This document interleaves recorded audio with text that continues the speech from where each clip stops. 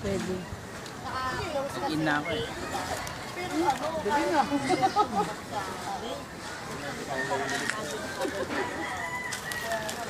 Yan, kasi nandito na. Kasama na lang ako bago dumating ang abong.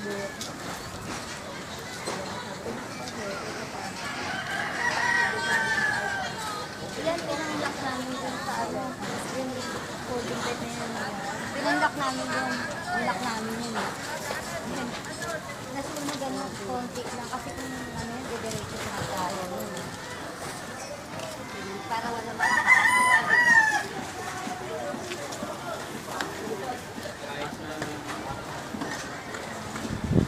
Dito kasi kita mo lahat eh. Ang gagawin pa. Kasi